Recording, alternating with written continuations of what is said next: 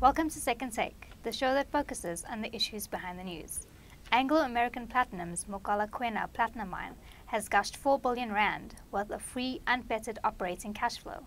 Mining Weekly editor Martin Creamer tells us more. Welcome, Martin. Hi, Sashnee. Now, the mine has lived up to its reputation as the most profitable PGM's mine. Tell us about this. You know, when a mine does so well during bad times, can you imagine how well it'll be able to do during the good times? You know, I can remember several years ago they said a proper platinum price would be $1,800 an ounce. I mean, here we are at half that. You know, we're at 950 around that level dollars an ounce, and yet this mine is able to perform unbelievably.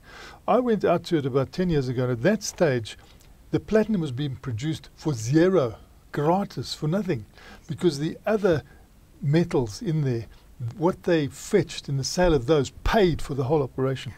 So it's always been an incredible operation up in the northern limb of the bushveld.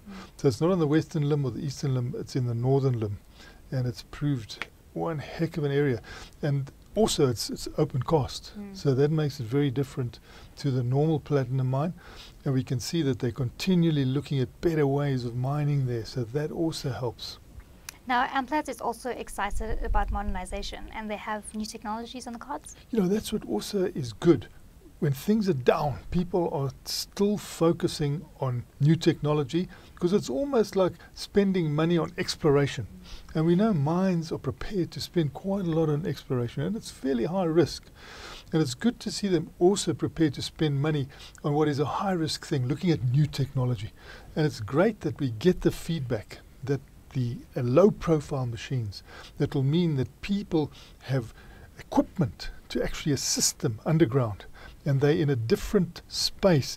Although it's low profile, it's not going to be a big machine. It's a small machine, but it can take a human into a safer position and make him far more effective and quicker, which leaves room for actually keeping safety in place, because it's terrible to see the number of deaths that are still taking place in mines.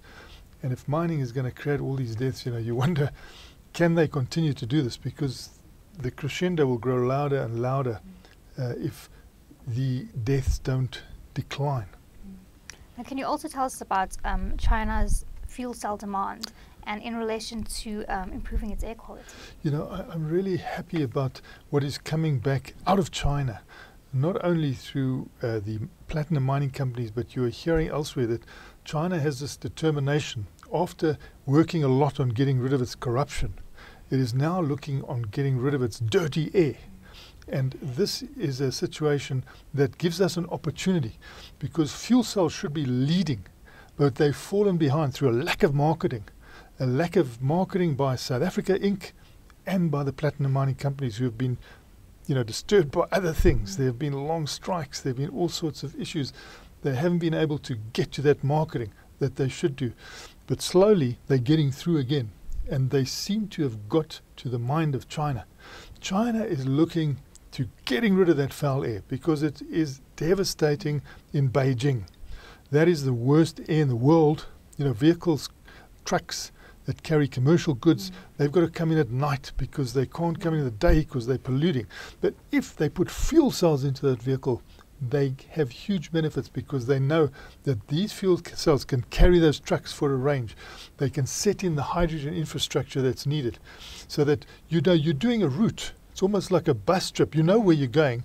So if that's your range, the fuel cell can take you those 500 kilometers or whatever, and you can refill. So you don't have to have hydrogen stations all over the place, because you've got a sort of a pattern of movement. Once the normal individual gets in the car, obviously they'll have to have more hydrogen refueling stations, but they can start at this point, which will help bring down the cost of the fuel cell, which is very important, because it's got that platinum in there, and that platinum is quite expensive, but that platinum comes from South Africa, and if we can get it right, the revenue stream into this country will be enormous. So one hears regularly now that the traditional markets of Japan, Western Europe, United States are continuing to look to fuel cells to drive people in buses, because that bus route, you know, if you know the bus route, you can have a hydrogen refueling station, because you know your bus is going to be back there at a certain point, you can refuel. So the bigger vehicles and the bigger commercial vehicles, some trains in Germany are using fuel cells. So those traditional markets are growing in fuel cells. We don't hear a lot about it. We hear a lot about the electric car. But slowly and quietly, these markets are also growing as a traditional market. But dramatic growth is being seen now in China, where President Xi is wanting to do a clean air revolution. And if he gets through with that, it's going to be enormous. And the reports then coming out of Amplats again this week were that, the traditional markets are good, but the Chinese take-up of fuel cells is dramatic. Now that's, it's music to the ears.